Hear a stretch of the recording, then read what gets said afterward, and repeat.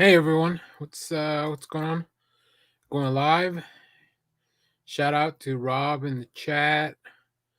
I see Sir Joker's also in the chat. Shout out. Merry Christmas, Happy Holidays, guys. Sorry, it's been a weird day.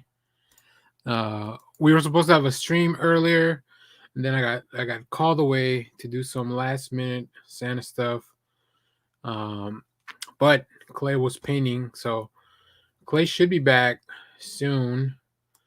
We're gonna talk a little bit of Violent Night. So if you guys have seen that movie, uh, very excited to talk about that. I think it'll be a fun, quick discussion. This won't be too long of a stream. We got a lot of holiday stuff to do, but I wanted to do this just to chat a little bit and all that. So, but yeah, let me know how you guys' holidays going. In the meanwhile, yes, Sir Joker, Feliz Navidad. Thank you, sir. Yeah, so we'll get started in a minute.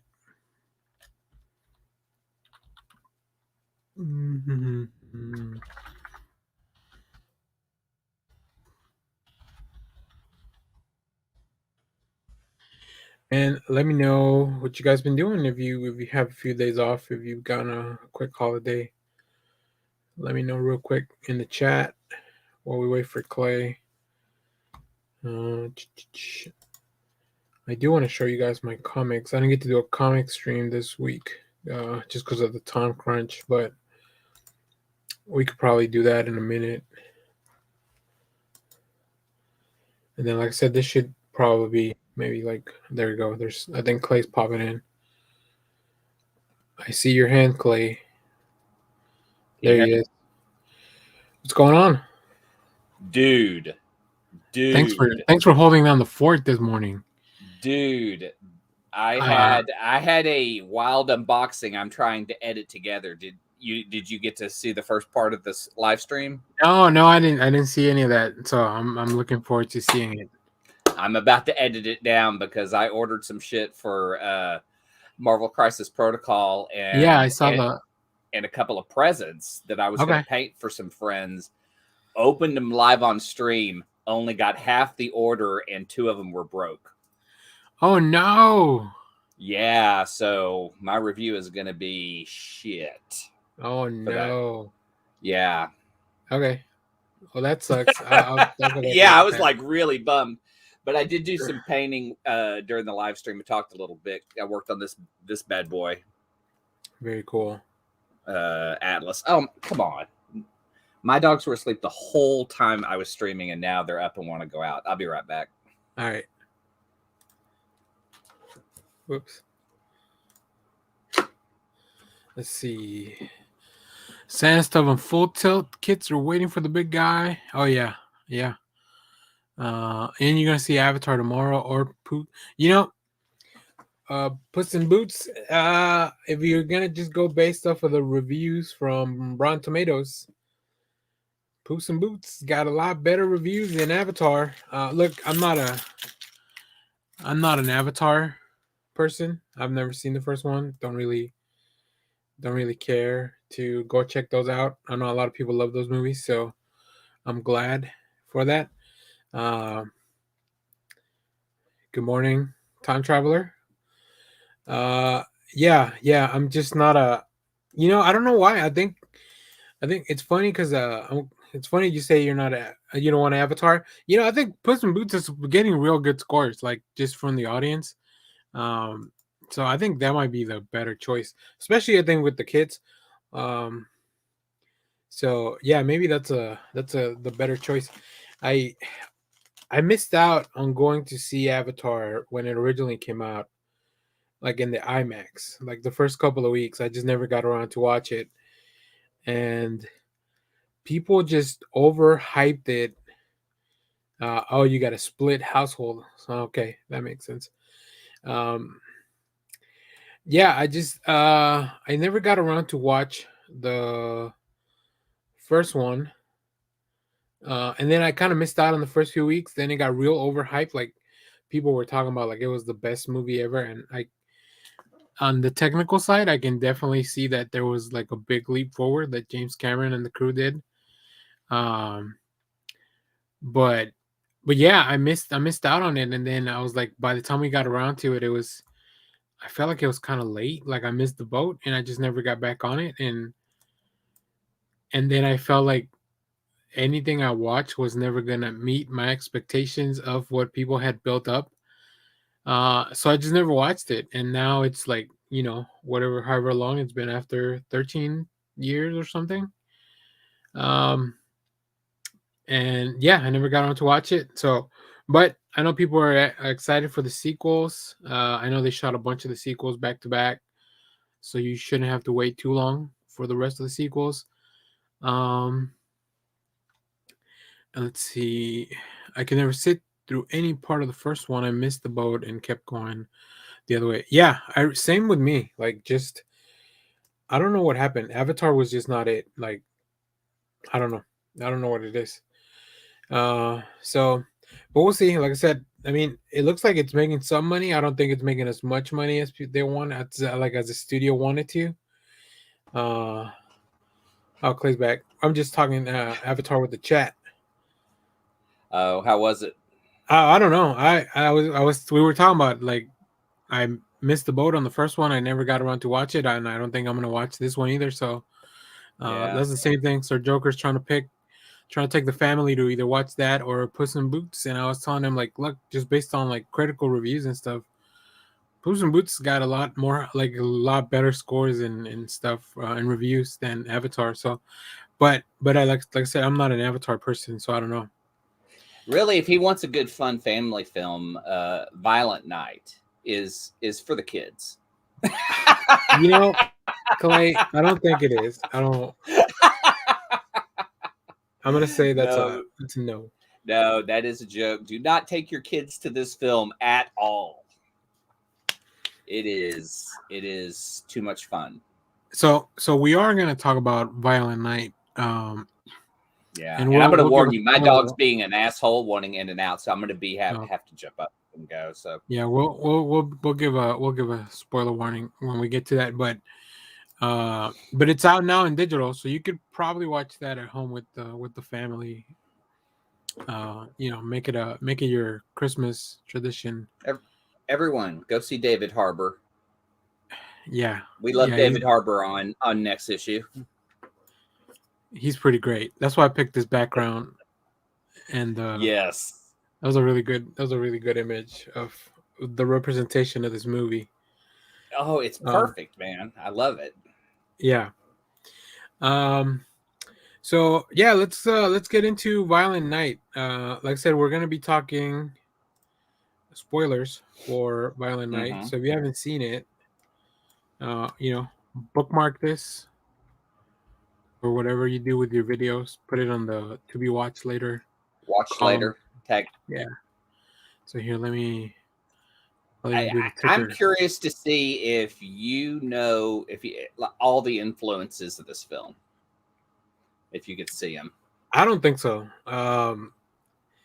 So here, let's. I guess we'll start off. Yeah, that's pretty good. No, wrong weapon. Oh yeah, well, kind of. All right, so Joker, have a good Happy holidays. Enjoy the time with the family. Let us know which movie you ended up watching, and how you liked it, and what the family thought. So, and go check out Sir Joker's got a book out. I'll find the link. Just put out a new book. Awesome. I'll find the link and drop it in the chat. Go check that out. You can see it as his profile pic. So, thanks for stopping by. So yeah, spoilers for Violent Night. We're just gonna get into it. Let's start before we get deep into like influences and all that. Yeah. I'm gonna start because go ahead. If you need to pop off, so I'm gonna start. Well, I guess I should wait for Clay. I do want to talk to Clay about this. But in the meanwhile, I can give you some details about the movie. So for those that haven't seen Violent Night, this is a new film. It was released like a month ago, maybe. in theaters, but it's out now in digital, so you can definitely like on demand rent it or however you get your digital movies. This movie was directed by Tommy Wirkola, um, whose name does not sound familiar at all. So, but let's see. And it's got a bunch of writing credits, not a lot of directing credits. In the previous, let's see, he's directed The Trip, which I don't think I've seen that. Dead Snow 2, Red versus Dead, and Hansel and Gretel, Witch Hunters, which is the. Oh, I guess he did both of the Dead Snow movies. And then Hansel and Gretel is the movie with Hawkeye. What's his name? Jeremy Renner and Gemma Arterton, like where they kind of retell the story of Hansel and Gretel. And I can definitely see. Okay, I can definitely see a little bit of that in the Violent Night movie. So that's pretty interesting. I guess I hadn't even looked at who the director was. So as we mentioned, the movie stars David Harbour. It also stars John Leguizamo and a whole bunch of other people that we're going to talk about in a little bit. And the premises here, and the way it's funny because the way the trailer kind of sold it is like, it's like John Wick, but like Santa Claus, something like that. Which also, incidentally, speaking of the trailer is one of the most watched videos of the year for the channel. Like you guys really, really liked that one when we did a trailer reaction like live on one of the lives, and then I cut it out and um, edited down to to just really release it on the video. So really, really interesting that you guys really like that. Hey Clay. My dog still wants to stay outside, so All right. Yeah, I was just letting the chat. I was giving out some details about the film, and I was telling them that it's one of the more watched recent videos that we have on the channel too. The reaction that we did. oh yeah, The one we did it on stream, and then went back and I'm trying to find out how many. cut it down to a shorter. Yeah. It's got like 1,400 views, which is like pretty good for our trailer reactions. Like they don't usually get that high. Yeah. Well, I don't. I've seen this promoted a little bit, but not a ton. Yeah. But I love David Harbour. I love John Leguizamo too. Yeah, it was a good year for him. He's in two of the like really like better movies at the end of the year. He's also in The Menu. Yeah. Which I think that should be coming out digitally soon too. So hopefully you guys can watch that because I really enjoy that. It might be in my top 10 of the year. Like I still need to go through and dig, but it was just really, really fun experience. It's got Anya Taylor-Joy in it, right? Yeah, it's got Beast. What's his name? I'm watching. Hank McCoy. Yeah, I forget the name of the actor who played him. I forget the actor's name too. In the latter movies. Oh, it's Beast. So I was War Boy. I was looking through the Warm Bodies. Warm Bodies boy. Warm Bodies, yeah, he's in that. I was looking through the credits. So this movie was directed by Tommy Wirkola. The only other thing that I know from his direction is the Hansel and Gretel remake with Jeremy Renner. He did that. May be one of the worst fucking movies I've ever seen in my life. Like so I remember I've never seen it because it looked like it was going to be bad. So I've never seen it. Oh, dude, there's not a good part of that movie. Like I just sat there. It frustrated me watching it because it progressively just got to be shittier. I mean, I guess I wouldn't even know what to expect from a Hansel and Gretel movie. Yeah, I mean, hey, I love me some Hawkeye, but Renner, that's a shit movie. Yeah, I keep trying to think of stuff outside of I think he was good in the Hurt Locker. Like Hurt Locker.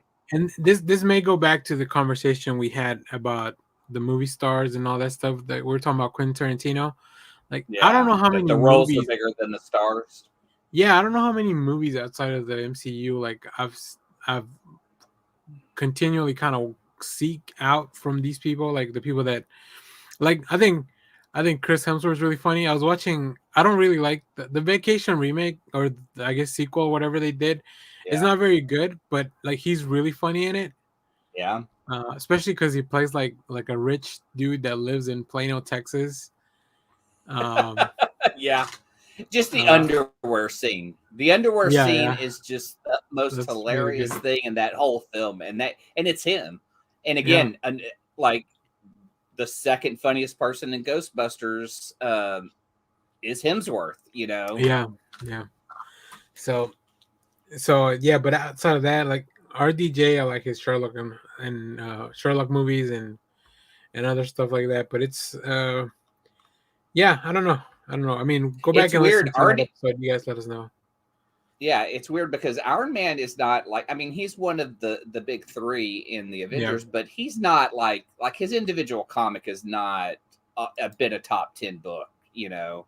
And RDJ at the time was not, he was coming out of like drug rehab and shit. Hmm. And so like the character was actually probably a little bit more than the actor, and the actor just elevated it to a whole different level. Yeah, they made a good team. Yeah, but Um, you're also talking about he was an Oscar winner before this too. yeah, that's true. For the was it the Chaplin movie, right? Chaplin. Okay, I'm Yep. gonna one last attempt to get my dog inside, and then All we'll right. talk. We're really teasing you guys with this whole Violent Night review. But yeah, I mean, outside of that, this movie is great. So let me tell you what we got coming in the channel in the near future, so you guys can get excited. Um, so Monday, for anybody that watches anime or Bleach, um, I'm gonna try to do a watch along for the Bleach Thousand Year Blood War arc special that's going on. Um, so make sure to come join that. We'll have reviews for comics, which man, DC is really going all out with comics this week. Like they're trying to end 2023 with a bang. I was looking at my pull list I was getting my pull list ready for this week. And man, there's some good stuff. Like here, let me share my screen. Let you guys know. Like we got a lot of really good stuff coming. There's the Detective Comics, which is this gonna be? This is part three of part. Okay, so this is Act One still of the Gotham Nocturne arc. Um, Action Comics 1050, which is like the really big relaunch point. Like this is kind of setting things up. Wonder Woman Historia number 3. That's gonna be really like, yeah. I will have videos for a lot of these. Um, the Earth 6 celebration of Stanley just in time for his birthday coming up. Riddler Year 1 number 2. What else? A DC Mech finale as well. DC versus Vampires finale as well. Dead Boy Detectives and the Sandman universe, a new comic launching. So there's a lot of really good stuff coming out. DC is just ending out the year with a banger. We have another Beyond the White Knight, which I don't know. I don't think this is the last one. I think there's one more after this. These tend to be, yeah, this one's going to be 8 issues. So it's going to be a really interesting week coming up. So stay tuned for that. And then on the 27th, join me. Okay, Clay. I'm just plugging stuff while you were away. Did the doc come in? Yeah, yeah, and then Okay, good. they're arguing and growling at each other, and so I have to separate them, and I then bet one of the dogs like Hansel and Gretel, and now they're upset that we're talking about it. nobody liked Hansel and Gretel, dude. Nobody. Hmm. You know what? All right. We could put that to the test. Yeah, I'll continue the plugs. I was just saying that DC's got a whole bunch of really good comics coming out next week. They're doing an Earth 6 celebration of Stan Lee, like with those characters that he created. Do you Oh, remember? cool. Yeah, yeah. Yeah, they're Stanley doing like a presents. little. Yeah, yep. They're doing. I don't know if it's a one shot, but it's like a little anthology. That's Uh, very cool. Who's writing on them? Anyone? it's a whole bunch of creators. Like it's like 6 different stories. Yeah. And each one is going to be done by like Mark Waid's writing a story, Becky Cloonan's writing a story, Kenny Porter, Steve Orlando's doing one, Zach Thompson, Jackson Lansing, and Colin Kelly, who are doing Captain America at the moment. Megan Fitzmartin, who's doing Robin. Yeah, they just grabbed like their. I would say these are their core writers, really, because Becky Cloonan and Michael Conrad are. I think they're doing all the. What book are they on? I think it's Wonder Woman stuff. I think they're handling a lot of the Wonder Woman stuff. Uh, Yeah. so Now, Kenny Porter just wrapped. did you read any of those? Do you remember the stories in some of those? No, I never. I know I have them because I picked them up like at half price books at some point, but I never actually read them. I probably should. Yeah, yeah. It was weird because like some of them worked, some of them didn't. Like I think his Batman was a Batman. It was more of a man bat type scenario. Yeah, His Catwoman he did with Chris Bachalo. I bought that one specifically. The art, that one I just remember the art for. I don't remember what he went with on that one though. Yeah, these are so the Catwoman looks kind of the same ish. Yeah, who's doing the art she on looks that? very Black Widow. Yeah, very much. She looks very Black Widow. So maybe it's something similar to that. So this one's by Dan Panosian. So you probably have seen his art before. Oh yeah, Urban Barbarian. Yep. There's the Green Lantern one. The Green Lantern cover. So of course they're just gonna do like variants for each one. Of course. The Superman analog looks very Homelander-ish to me. Wow. That yeah, it does give a Homelander vibe. The face kind of gives a Miracle Man vibe. Oh yeah. I see that. There's the Flash. I think this is the Flash. Maybe not. Yeah, I don't know what this one is. Maybe this is a Doomsday type of thing. But yeah, since I didn't read them, I don't know. I don't know all the details. This one's a really cool variant. Reminisce. I almost thought it was Alred, but it's not. Oh, this is the Flash. This one's the Flash. So yeah, I was looking at the previews and I was reading some stuff. So I'll probably read the stories. I'm sure they get us caught up. But yeah, it's gonna be a really big week for DC. Like the last week, they really saved a lot of good comics for that. So I like that Mike Aldred look. Yeah, it is. Oh, it's Cully Hamner. That's okay. That makes sense. Oh, really? Oh. Yeah, I think it's the coloring that makes it look very Aldredish. True. Yeah, it did have that look. So, all right. So yeah, that's it. So come back. I'll have videos for that all throughout the week, and we'll talk more about some plugs before. But all right, now let's really get finally into it. So, Clay, I don't think I like this movie as much as you did. Dude, I had a blast. I laughed. I cheered. I mean, it was the best. I had so much fun watching this movie. I really enjoyed it for sure. Like I thought it was good. I thought it was fun. It is all on the shoulders of David Harbour. Like really. Yes, but I would have to say you have to put Leguizamo as such a guy that you hate, and he builds on that throughout the movie because he kind of has to play like a Hans Gruber type. Yeah, kind of. I mean, he's in charge of the crew, and he's the head asshole, and he does it well. He's really, really good at it. I mean, I'm trying to think of where he's played, evil before, and I always want to go back to the Violator just because Spawn. He was fun in Spawn, But this is a different evil character that I don't think I've seen him play before. There's a movie called, I think it's called Empire, where he's also kind of like a bad guy. It's like Man, it's been such a long time since I watched that. But yeah, I liked him. I like him a lot. I mean, I think he could do a really good bad guy. Um, Leguizamo, like I just love that dude's been around for so long. And he kind of like he was in there before a lot of my people were in there. Like trying to open doors and stuff. And he's talked about how difficult it was because there was not a lot of roles that they would want him to play. No, but How that guy created shit for himself. Yeah, yeah, he had to. Now, how he ended up being Luigi, I'll never know.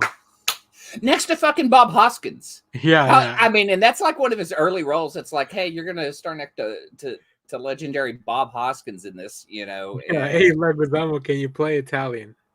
but He's like, Leguizamo well, I mean, was doing one man show, huh? and I was like, well, he can play like he's from the Bronx, so I think that's as far as he's gonna get. So, Yeah, but Leguizamo did one man shows. That's mhm. where I know he got his start from. He tried. I say tried. He did do a sketch comedy show called House of Buggin', I believe, back in the '90s, and that's the stuff I remember him from. I remember him doing a really like when I was married and had kids. He put out a movie called The Pest that Spitzer would just watch over and over again. And I just remember at that point I was like, okay, this is too much Leguizamo. But The Violator, one of my Yeah. faves. He's also in Land of the Dead. So Oh he's made it yeah. into the Romero films. Oh, he voices someone in the Mandalorian. That's cool. I don't think I clocked that. But Uh, again, he's having to be like a Hans Gruber type, and that's a tough bar to get to. But he plays a great fucking asshole in this. He really, really does. he definitely goes for it, and I think I didn't agree with all the choices that he made, but I mean, I think he needed to. Like Yeah. he committed to the role of like this is the character we're gonna play, and I'm gonna like there was no middle. You can't do those things like halfway. You have to go You're right. for it, right? And then you get what you get out of it. Like at the beginning, I really liked it. I like the whole theme of like it's I think one of the funniest part of the movies is that obviously no one believes that this guy's really Santa Claus. Right. Like it takes a It, lot of convincing. yeah, but like there are little bits that go through it where people are like, wait a minute, I didn't tell you that. Just the little notes. And I love his scroll. I love the scroll of how he can Yeah, read who's naughty and who's nice. And it's not just him. Like, other people can look at it and they see yeah. themselves. Well, and he even says like he doesn't understand how the magic works. It just works, which I Right. think it's And the we kind coolest of part. get an origin story. Oh, oh, do we ever get an origin story? Holy shit! Now that's the movie I want to watch. I I want know to you watch the prequel. it was Now, called the Norseman. you know, so have you ever read Klaus? Klaus No, is a comic by Grant Morrison Grant and Dan Morrison. Mora, where Now, that's the they animated movie on Netflix, right? no, that's different. It's That's different. different. Oh, okay. Yeah. It was not based on the comic. The movie is also called Klaus, I believe. Okay. But and for those that follow me on social media, I recorded an episode for Christmas where I read comic books where we talk about Klaus. But yeah, Grant Morrison kind of gave Santa Claus like the superhero treatment and just like did a series where it's like his origin. It's almost like Klaus Year One. Like there's a lot of really cool stuff like Santa Claus Year One. It's really cool. Like and then Dan Moore is like the perfect artist to bring like a comic book to life. Yeah. So it's really fun. It's from Boom. You can probably get it from your library or something. Or I think you can if you have Comixology Unlimited. I think that's how I reread it this most recent time. Yeah, it's really good. I mean, if anyone's gonna deconstruct the superhero myth and apply it to like a source of magic, I think Grant Morrison is the perfect person for that. Yep. So but yeah, I like that. I like the addition to. So I thought at first when we saw the trailer, I thought this was gonna be like for some reason Santa Claus is like this highly trained combat person, Yeah. which is not the case. That's not the case at all. He's No. he's just this dude that happens to be Santa Claus, that is resilient and good at fighting, but he's not invincible, right? Right. He's not, And and he we doesn't and even we have, but he doesn't even have magic other than the thing with his nose to go up the chimney. Like he's just a regular dude. yeah, and he's been alive for, well, does he say 1100 years, or was that how long he was married? I I can't think that's remember. how long he was married. Okay. And you just But get yeah, you like this taste of his origin and flashbacks, and you see, and you I mean, I kind of started to compare him to Thor, and I was like, are yeah, we going to get some sort of Thor is Santa Claus kind of story? But it wasn't, because it wasn't about a god, it was about a Viking, and he had this weapon. I mean, we're doing full spoilers. Yeah, we are. And he yeah, has it's this alright. weapon called Skull Crusher. And then I Yes, was just like, I'm all in. But the yeah. buildup, even before that, is great. I mean, because they put this family together of, like, most of the actors, I didn't know who they were, that come together in the house, except for the grandmother. And Oh do you right, yeah. recognize her? Oh for sure, yeah. Well, I Yeah, know I've seen her Beverly. before for sure. Yeah, Beverly D'Angelo, the mother from the Christmas and Vacation movies. Oh, from the vacation movies. That's right. That's right. Yeah, yeah, yeah. Yeah, and she gets to turn it on so well and just be an evil, mean bitch. Oh And yeah. and and just in the wording, just in her performances, she gets probably a couple of pages worth of work in here, and makes every single word count about Mhm, how mhm. fucking mean she is. And it is so sweet to see, because I love the movie Krampus, another great holiday one, Yes. where the family's bickering just like this, and it gave me that vibe. And I was just like ready for them to just start getting beat up and chopped up, because I was like, these are the people who should be in Krampus. But then it slowly starts to turn, and you see, like, I love every kind of snapshot of each member of the family. You have the alcoholic mother, the Oh, bad and then action you know who hero else I guy. recognize? The sister, played by Edie Patterson. She's in the Righteous Gemstones. She plays the same Oh, character. She plays the same character in the Righteous Gemstones as she she's did in she's this the one movie. sister. Yeah, yeah, yeah. Okay. Uh, Yeah. so I guess we should give a quick synopsis of the movie. So this dysfunctional family is getting together for Christmas. The That are matriarch, very, very yeah, rich. the matriarch runs like this, like defense corporation or something. Like they're very rich.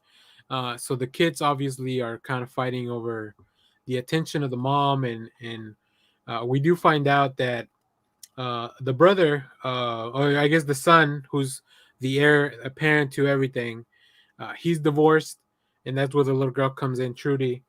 And he's trying to get his family back together, but he needs to get away from the family to make that possible. Yeah, he wants So to he's he wants to kind of re-engage with his yeah, ex-wife, which he brings to Christmas, which is a weird vibe. So either they're breaking up, but then I got the feeling through some of the discussions they had already it broken up. yeah, I think it feels to me, and I don't know, I've this is just kind of from the movie, the context I got from it, like the mom is doing this for Trudy, like to visit her family, because maybe she doesn't have a lot of other family. So like for Christmas, like maybe have one last Christmas before like because they are separated, but it looks like maybe she's getting ready to make them, like just to kind of fully get away from the family, which is also what the son is trying to do now. And I think I really like what they did with the son, because it's a really big misdirect of like, this guy's maybe not as bad, but then you find out that he's probably just as bad as the other ones. Although he do loves his kid. So it's kind of a mix. Like there's a lot of mixed signals with the dad. But yeah, anyways, as they get together for Christmas, the group of mercenaries led by John Leguizamo, they hold the family hostage because they realize that they're holding a lot of money from the government, so they want to take that, and that's kind of where everything comes in, because it is the holiday. They're kind of locked in for the night, and Santa shows up, and he's the only one that can helped him at this point, played by David Harbour, who also has his own little backstory of like, oh fuck this is the last Christmas. I love that he would just kept pulling out like video games or gift cards and stuff like. Yes. So he's very disillusioned with what Christmas has become and what people want from Christmas. So he does say like, this is gonna be probably my last Christmas as Santa Claus. And I don't- I think part of, so my main complaint about the movie was the runtime. I feel like it was very long. It was too long. This movie was 20 minutes too long. Because they were trying to do No. so much. I think they were Yeah, trying to they be very were. ambitious. They did actually, pull. I would say did homages to Die Hard 2 Yeah. in a lot of the snow scenes. I saw that, and John Leguizamo was in Die Hard 2. I mean, obviously, this movie is influenced by Die Hard a lot, and they even make note of it at one point. Yeah. Did you catch that? Well, I mean, it gets very meta, right? With, I think, like when they're discussing like, how to find them, and like, I mean, I don't think they outright say like, oh, this is a Die Hard situation, but I mean, they do beat for everything. beat, they hit a lot of the Die Hard points. Yeah, they do everything, but like wink at the camera and say like, you like Die Hard, right? They do wink at the camera because at Oh, one point he's fighting a guy and he reaches into his bag to use something to block, and I think an arrow goes through the DVD, and he looks at it and he goes Die Hard on Blu-ray, and then throws it, and they keep fighting. yeah, So they do acknowledge that. yeah, The young girl gets a walkie-talkie and is able to communicate with Santa the same way Al was talking to John McClane in Die Hard.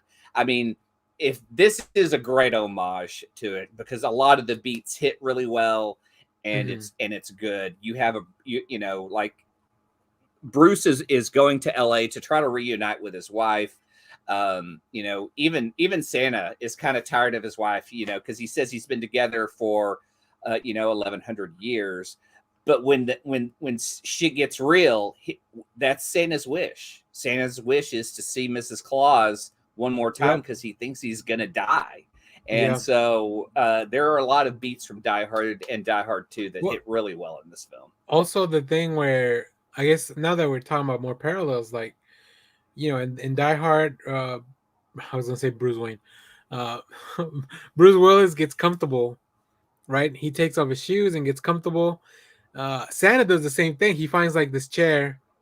I also love the thing about like, he hates all the cookies that people put out for him because it's just the same, like same old vanilla wafers, like the cheap stuff from the store. Yeah, they're not decorated. No one Yeah, tries. they don't care about the milk. It's been left out for a while or whatever. Like, uh, He starts hitting the bar at people's houses because the milk is so bad. He yeah, spits it out.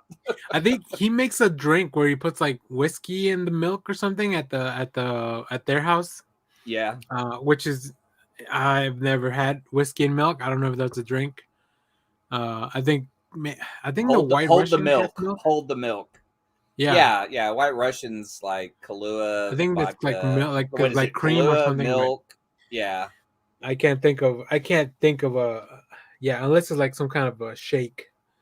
But yeah, so I do like that when he gets in the chair, like the massage chair. Also, I don't think I've ever been to a house so large No shit. that you can be like, all this stuff can be happening in one side of the house, and Santa can just be like in another floor in another room, like big, like, unaware of everything that's going on. Yeah, because Um, they don't give you the vibe of the money until you pull up to that house. And when they pull up, the house is still continuing. And you're just like, it's just yeah, so this is like massive. And then you see all the help and the people they have. a Bruce Wayne mansion type of place where like you have to drive up from the gate, and there's like nothing around for miles and stuff. Yeah, Um, and it shits on the rich hard. That's what my oh, for favorite sure. part is, just how the rich are hoarding all the wealth. And the reason that they're trying to get into the house is because the money is held in there so it's not been taxed. So they actually have a vault, just like in Die Hard, that they have to break into Yeah, as part of the plot to get the money that they're trying to steal from her. yeah. Um, But like I said, that thing, the runtime was my big complaint. That was the only thing that, because it felt like we went just some things like when they added the whole thing at the end with the rescue team that was coming. Like there's been, they Yeah. talk about a rescue team is coming because rich people, I guess, just have rescue teams on standby in case they get kidnapped. There are Uh, people that are out there that negotiate hostage stuff yeah. for rich people. That yeah, there are people who do that kind of shit. In fact, I wanted to the real life story. Like, okay, so like, um, remember, like at one point they talk about like they're going to hold them for ransom, and they talk about like ransom, and they say, oh, that this is how they introduced the kill squad. They say, our family never pays ransom. You know, we have a kill squad. They'll be here, and y'all are fucked. Yeah. And that's based on like John Paul Getty had one of his family members actually taken hostage, and he wouldn't pay. He wouldn't pay the hostage fee, just like the grandmother wouldn't. Like she's like, fuck that. Y'all aren't getting any money out of me. Y'all are all going to be dead because I have a kill team coming. But there's a level of rich you get to that even your kill team will turn on you. And again, another nod to Die Hard 2, where John Amos's character shows up as the military support, and it turns out they're bad guys too. Yeah. Yeah, I think that's where the movie went a little too long for me, because I was like, you like, yeah, I don't know, like, I don't know that we needed one more group of bad people that hated the main people, because we already hate him all throughout the film. But the violence, that's, you need the body Oh count, yeah, and for that's sure. why you bring that team in, because you want that body count, and Santa brings it. Yeah, He fucking kills and goes crazy, and it's not just like punch back, it's like stab, stab, stab, stab, stab. no, Like he goes crazy killing these I think people, and it's fucking awesome. I think my favorite was probably the one with it was one of the first fights he had with the guy in the basement where the dad got the walkie-talkie. Yeah, Like the guy ends up with a like a star topper thing in his eye, and he gets electrocuted. they plug uh the eye in, and it's yes, just going off in his head, and oh yes. shit. Yeah, but the but kills but the kills are amazing. Like I was all about the gore and the violence. That's what I'm saying. If this movie was edited down a little bit, I think it would be something I would want to rewatch over and over, where like just to, get the kills, get all the stuff, get the fun stuff, because okay, so it was never in the it was a lot of the exposition that kind of took from the excitement away, because you're like, you get all these really cool kills, but then you have to have like 10-20 minutes of exposition for this other thing, and we got to find out about each little thing and the characters. but they do smooth through a lot, that they do gloss over a lot of things by just saying Christmas magic. So they do cut out a lot of like having to explain some things by just saying, even Santa goes, I don't understand, it's Christmas magic. And that's what I enjoy, is just kind of having that where we don't have to explain everything. It's just a movie, and that's the fun part of it. But I want to Yeah. go back to what you were talking about with the guy in the eye. Like that scene goes long because it's funny. Oh Like they yeah, get yeah. into No, this huge I don't fight. mind those long fights. Yeah, because the guy's head catches on fire and Yes. stays on fire for a very long time while while they're in that scene, and it's so funny because you're like, that guy's still on fire. Yeah. I think that was my favorite fight. It was not my favorite kill. My favorite kill is the chimney kill. Yes, I was gonna say that is, I I like almost jumped out of my couch laughing and cheering when I saw that, because that was Well, the best kill of the whole movie. the best part is that you know it's coming because they keep showing you that chimney in the middle of nowhere. Yeah, but I thought that was his escape. That was what I thought at first, and then I thought, but the build up to that moment, it's an action scene with exposition that gets you to a payoff from a callback that they've been Mhm, doing since the mhm. beginning of the film. So that scene, everything worked, and John Leguizamo and him. I mean, John Leguizamo is not a big dude. David Harbour's 6'2", Yeah, and just seeing those two fight each other with fucking knives and hammers and shit, you're just like, whoa. I mean, they yeah, make it yeah. look so fantastic, but the way Santa takes him out, holy shit, best kill of the whole fucking movie. Yeah, I think that was amazing. Like, as soon as I think he hammers him into the he nails him to the chimney, right? Like through Yeah. he puts something through his shoulder and gets and then he nails him through the. I did watch Well, this no, he puts a knife. He puts like one of those the knife curved through his knives hand. into That's his right. hand, just right there, and Santa just rips it off. Yeah, and it's like, because he says like he has Christmas magic, but it ain't going to heal him because he gets shot.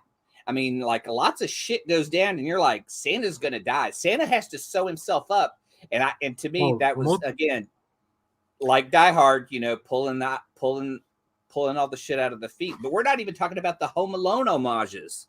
Oh, that was next on my thing to talk about because it was an homage. It was like what Home Alone really should have been, as far as like when the paint can hit you, like you're really gonna feel it, or like when some of those things happen in Home Alone, I feel like they don't do as much damage as they would do in real life, which is fine.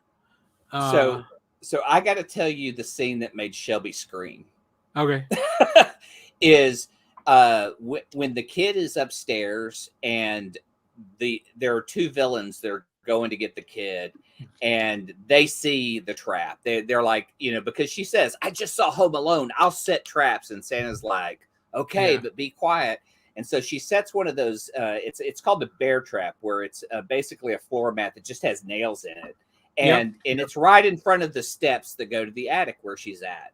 And there's even a nail in the stairs so that, and the two villains walk up and they see it and they're like, ha ha ha, this kid has obviously seen Home Alone, and starts to, climb around the steps. And then she had broken one of the steps so that he would slip. Shelby screamed out when this guy slipped because his head falls on that one nail, and you see the nail go through his mouth to his tongue, and he's still alive, just trying to pull his face off of the nail. And she was like, ah! And I'm just like laughing and cheering. And then when he hit not only once but twice that bear trap, oh shit, dude. Yeah, he falls and then he's able to get up, and then he comes like something. I think the bowling ball finally falls and hits him, and then knocks him back down into it.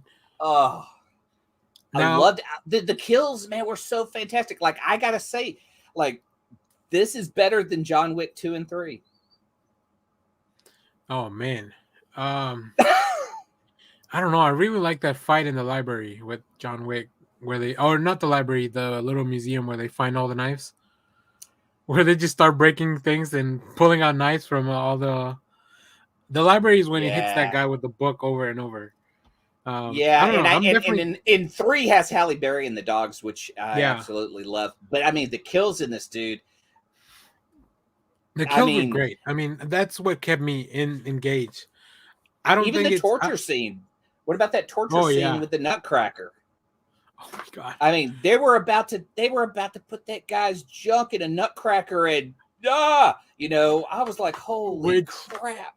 I thought they might have done that because it was so edgy. This whole movie was just like taking the violence further than you ever think possible.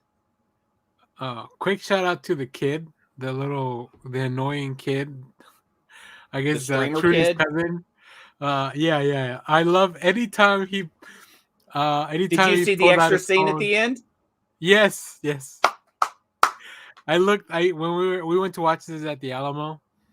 So I was checking, like, as soon as the credits hit, like, I was like, "There's no way there's an after credit scene." But then I checked, and I was like, "Oh yeah, okay." There's like a little thing, which was really good. It was great. It was a fun payoff.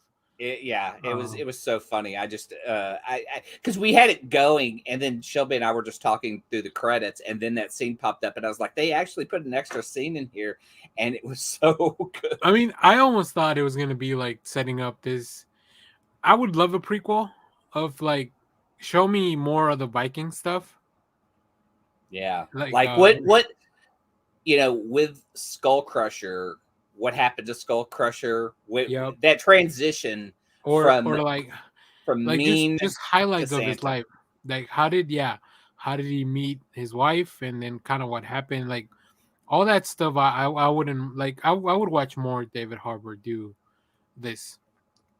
I'm going to always watch a David Harbour movie. I just think he's fantastic, and I'm a super fan now. This is a new Christmas movie for me, and this will go side by side with Die Hard every year. Yeah, I don't know. I don't And, know if and I'll I might just rewatch pop it. it in during the summer if I want to feel good. Yeah, I don't know if I'll rewatch it as much as you do, but like I said, I did enjoy it. I had a good time at the theater. But Yeah. it is definitely not a perfect movie. But it's like it's not a movie that's so bad it's good because it's not a bad movie.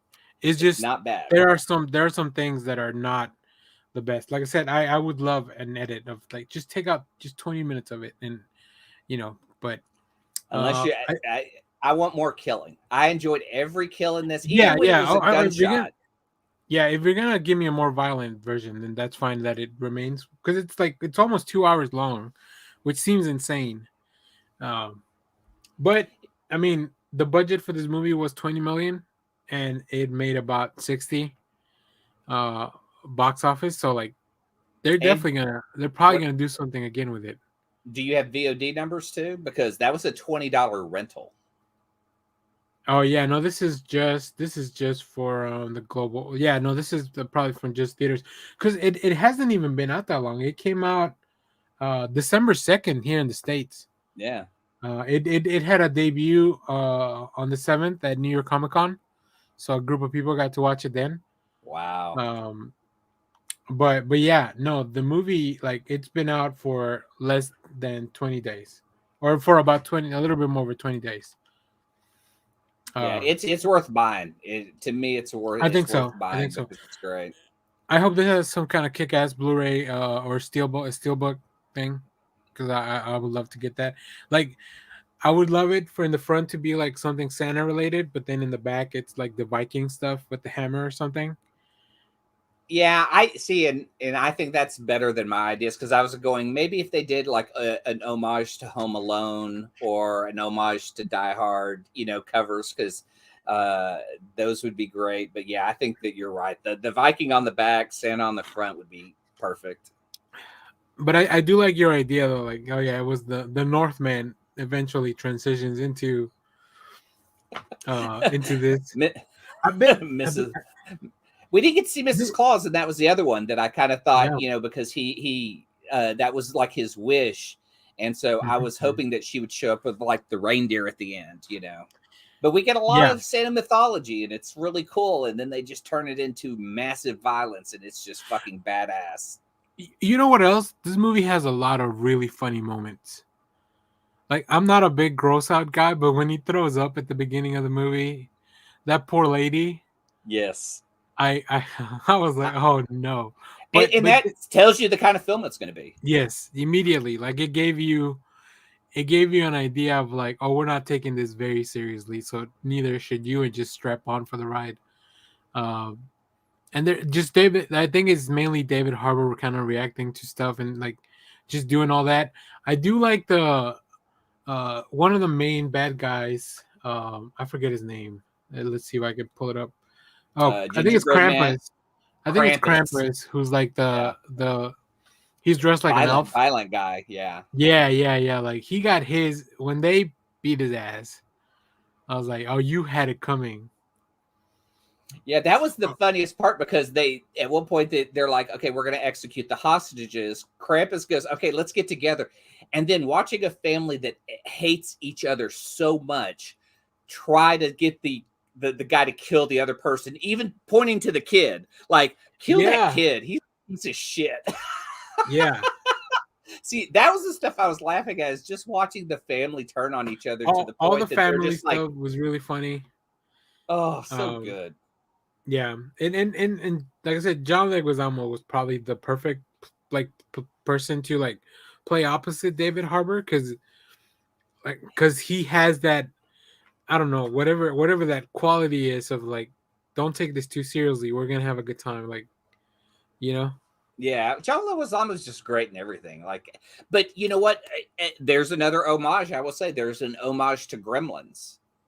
And it's in John Leguizamo's speech about why he hates Christmas. because he Oh, yeah, gives yeah, you yeah. a dark story the same way Phoebe Cates does in Gremlins, Yep. and it works. Like, you know, John Leguizamo, I love him, you know, and he nails that speech, that monologue, man. That monologue is so dark but so good. That I think that's where the screenshot comes from. Like when they tied him up and he's trying to tell him because he tells him his name Yeah, and nobody knew everyone Leguizamo's had name. code names. Right. Oh, you know what was kind of sad, and it was like I almost felt like the bag was a character. So when the bag was destroyed, Oh like I yeah. was sad. I was sad. I was like, no.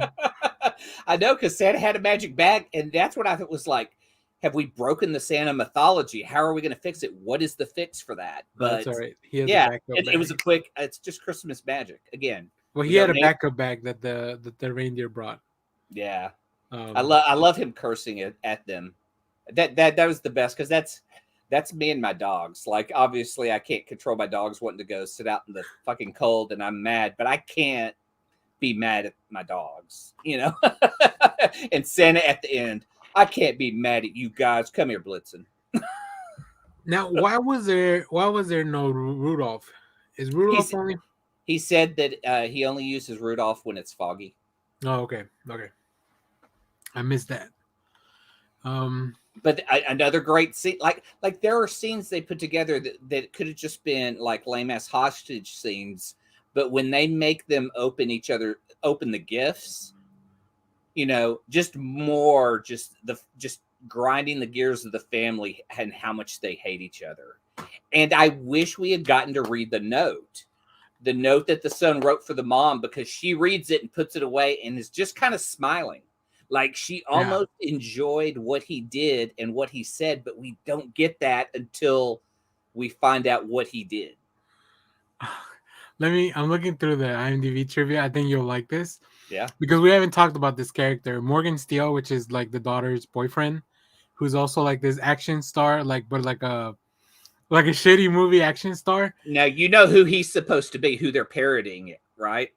Uh, Tell me because it might have something to do with this. It's Marky Mark. Okay, yeah, it does have to do with it. Okay, so the trivia says Morgan Steele says he could have stopped the hijackers on 9/11 had he been on board the plane, a claim which Mark Wahlberg made and then apologized for in 2012.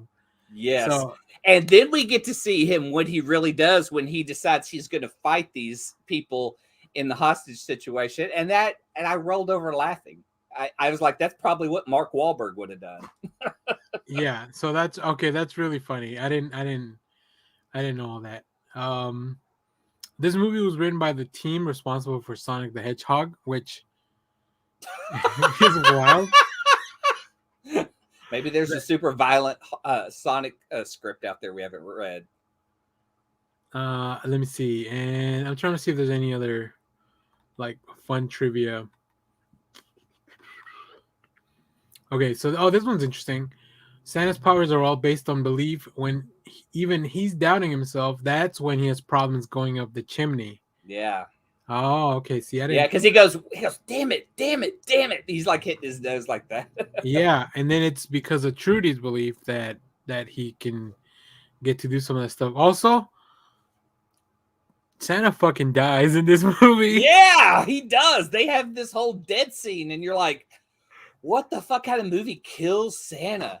Holy shit. Oh, so good. Again, Yeah. like I can't wait to go watch it again. I want a director's commentary. I want special features.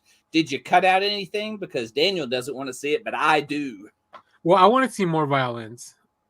I think less exposition, more violence. That'll make the Yeah. trade. But he sums up, you know, I think it's where a lot of people are at during the holidays. Santa Yeah. is just sick and tired of the just, you know, the commerce of it all. It's Yeah. gift certificates. Like when he goes to every house and he's just putting money and video games, and he's just fucking done. Like he's, you know, because nobody wants anything real except for this little girl. She wants something real.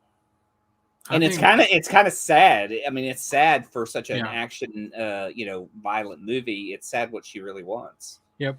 As you mentioned here, the number of visual plot and references to Die Hard 2 should not be a surprise. It exceeds double digits, and of course because Leguizamo is in both movies, so that's. I wonder if they cast Leguizamo and then they just figure like, oh, we should just probably do a lot of this stuff, or if they cast Leguizamo because they had so much Die Hard stuff in it. Yeah, I hope so, because he is in Die Hard too, and I read that like he apparently was supposed to have a much bigger role in that, but it got reduced down, which kind of sucks. Thanks, Hollywood. Oh, you know what else is really cool? The whole sharpening the candy cane by sucking on it. No shit, I didn't see that one coming, and I'm like, because Santa's just walking around eating cookies and drinking liquor, and when he gets a candy cane, and you're just like, oh, that's neat, but he makes it a weapon. Yeah. And there's like one point when we found out that the hammer is called Skull Crusher, and you see like he's about to go in the scene and everything, and I just yelled, crush him. I just want to see skulls crushed, and it paid off because I was like, whoa, I'm just blown away with all the violence. And so fun.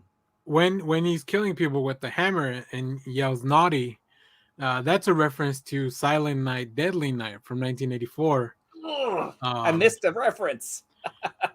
for those that have seen that. So yeah, I mean, like I said, this was really fun. I'm glad we talked about it because I think I'm glad to see you're very excited for it, because that's one of the things we enjoy the most. Just like when people like movies, like then they they talk about all the good stuff, right? That's probably the fun part. Yeah. So to me, it was like I really wanted to go to the theater and see it. I was lucky enough to get to see it at home, and just so excited to see. Like I mean, we just shut down everything just to watch. And usually we have stuff going on in the background, but man, this was like maybe one of my favorite films of the year. That's so cool. Which stay tuned. We will definitely do some of that in January while we talk about our favorite stuff in 2022. And this is a Universal film, so it should be coming to Peacock probably pretty soon. Oh yeah, that makes sense. If I had to guess, that's where they're gonna put it, because that's where the Northman ended up, and that was also a Peacock. Which is funny, run that as a back-to-back. Yeah, then you can watch them back to back. So I think that's all I have. But Clay, I don't know. Do you have anything else you want to talk about the film? I'm just trying to think of anything as far as like if I were to name my favorite things in it, like the kill count and the action, that it does have a lot of Christmas spirit and the sense of belief in it. Santa feels like a real Gen X Santa because he's just kind of like done with this shit, and he's just really like it's now like a job. It's not like what it was when he started, and the big stars, Leguizamo. I mean, like I said, the speech he gives is fantastic. Beverly D'Angelo, as mean as she is, oh my God, just all the dialogue she gives in there, because she's so not just passive aggressive, she's just full on aggressive and is mean as fuck, and the whole family knows it. So every time she utters something, it's mean.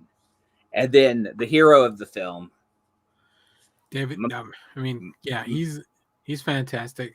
My man. I mean, obviously, if you haven't seen Stranger Things, Clay really enjoyed it. I still haven't seen the latest season, but Clay really enjoyed it. So make sure to check that out. I love Hopper and his role in that. And even I feel like I'm leaving out like just even the small roles, because like the teenage kid is such an asshole with such the stuff he does. When you see him, that asshole kid. Yeah, you've probably seen him on TikTok or something. Of course, go check out Black Widow if you want more David Harbour. I'm glad he's coming back for the Thunderbolts. I'm very excited. He's also in Extraction, the Chris Hemsworth movie, which I think is like my favorite Netflix film. Yeah, I don't know if his character is. I don't think he died, right? I think he should be coming back for the next one, or did he die? I don't remember. It's been a long time because we watched that when it came out. But you remember what happens at the end of Extraction, right? Yeah. Okay, okay. I don't want to spoil it for anyone, because if you haven't seen Extraction, totally worth checking out, because sure. It's a Russo directed action film that is nonstop action. Yeah, Oh, and Uh, that's the other thing I wanted to talk about. There is what if you're watching this, there's a long take there's a long action scene that takes place that there's no cut, and it yeah, is fantastic. Like I'm watching this going, where are they going to cut this scene? And it almost looks like maybe they pan the camera when I think there's some tinsel used, and then it comes back. I don't believe it was a cut, and it makes it even longer, but I'll watch it again and see. yeah. I mean, they're very good at hiding that type of stuff nowadays. Like, Yeah. but yeah, definitely worth checking out. I also, if you want a movie that is not as good as this, but you still get a lot of really fun David Harbour stuff, even though the movie's pretty bad, go watch Hellboy 2016 Yeah. Yeah. or 2019. Yeah, him and Ian McShane, you know. Yes. I think if that movie is definitely, I think, how long is this movie? How long is Hellboy?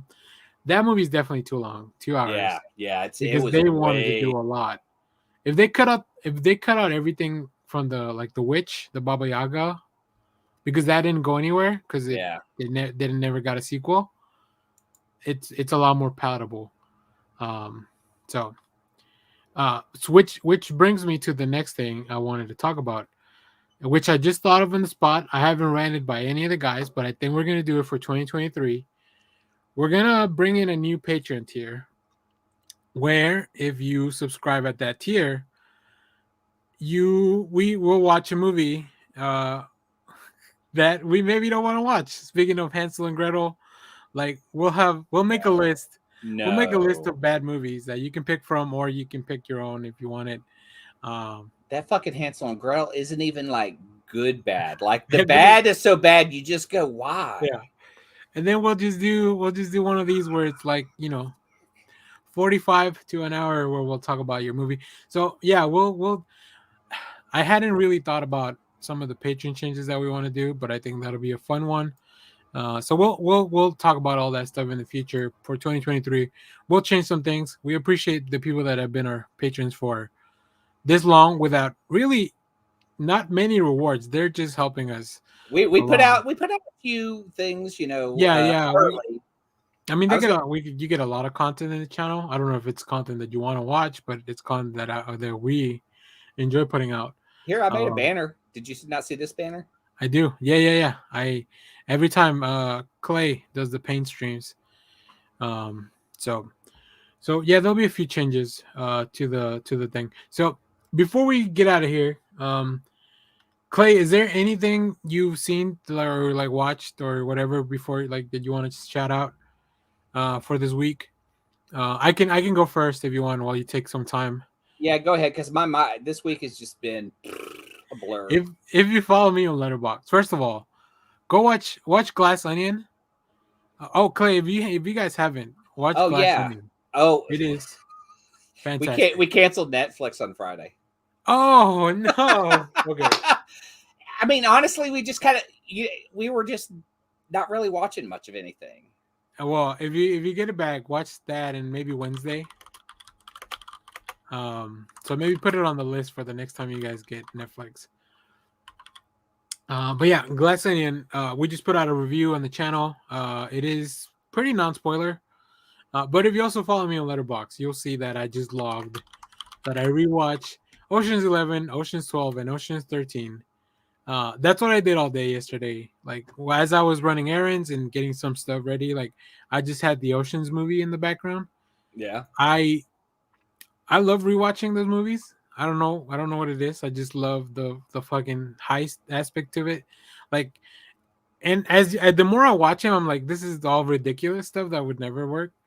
But just the actors have it. Like I love Don Cheadle is one of my favorite characters in there.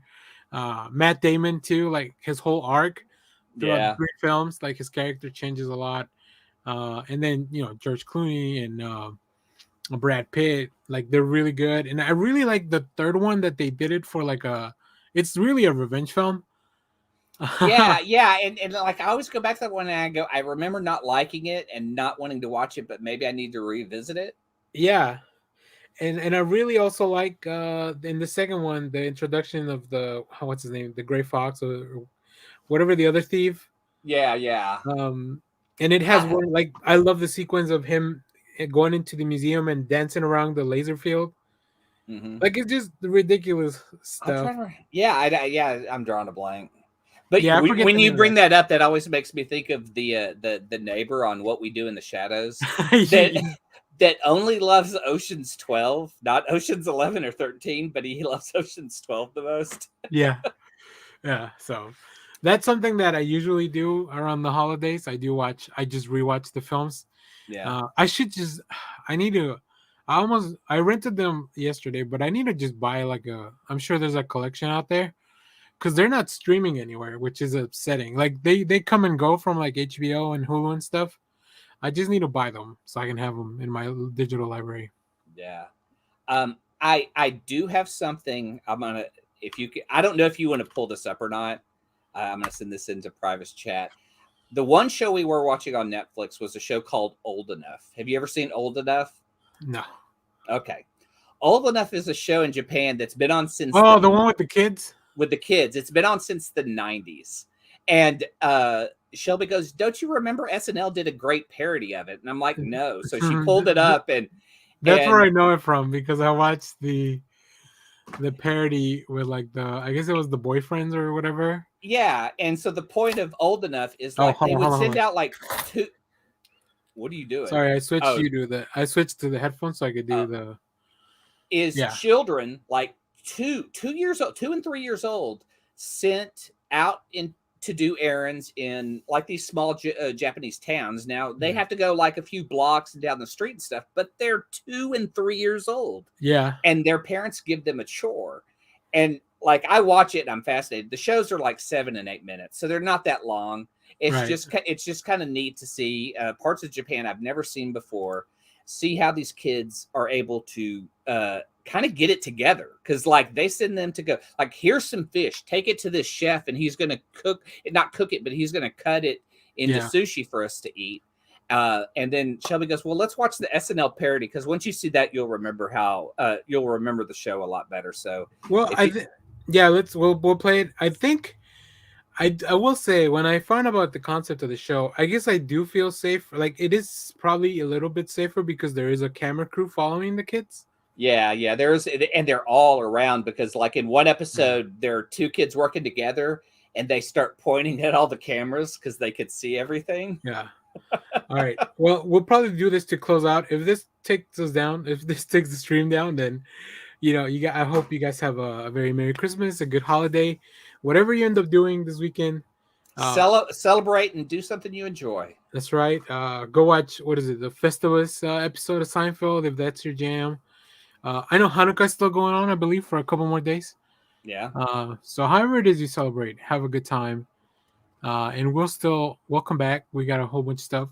I And might watch do. Deadly Night Oh yeah, or watch Violent Night. Violent Night. watch Violent Night, and then what was this? The thing we watched the trailer for last week, the Santa movie. Don't open till Christmas. Not up until Christmas. Yeah, if you like Violent Night, definitely go watch Don't Open Till Christmas. Yeah. I'm going to try to pull my mistake from last episode where I showed the clip that we shouldn't have showed. Oh, the trailer scene. Yeah, and then also stay tuned. I think Clay, you're pulling that unboxing. Yeah, I'm gonna pull the okay. unboxing and everything that went wrong with that, because cool. I ordered stuff for Christmas. Here it is the day before. I was gonna paint what I bought on stream, and only got half my order and got charged for everything. What a freaking scam. Okay, yeah, stay tuned for that. We'll do that. And then I might do, I don't know what we're doing tomorrow, maybe a watch along. For Monday I'll be doing a watch along for the last episode of Bleach, 1,000 Year Blood Work for this season. Yeah. Before they go on a break. So yeah, follow us on social media for that. But let's go check out this Old Enough, because that was a really I don't watch what's it called, SNL all the time anymore. Yeah. But this was a good one. So hopefully I set it up so you can hear it. Let me know. Usually a nighttime activity. All right. Well, I don't think we got kicked off. So good. Nope. Awesome. All right. All right. Shit. I don't know if I don't have any recommendations. You guys just have I did Violent talk Night. about all the go watch Violent Night. And like I said, follows on social media. We'll give you a whole much more stuff. And then in January we'll talk about our favorite stuff from the year, comics, movies, maybe TV shows. We could probably scrounge up a few TV shows. Oh yeah. So yeah. Let's see. All right. All right. Hold on. I always forget to pull out the closing. The outro. Yeah. All right, here we go. All right, thanks for watching, everybody. Bye bye. And let's get out of Let's here. ride. Thanks everyone for watching. Twitter loves you. Oh yeah. Clay. Hell, Bebo. Josh, Simon Center, get the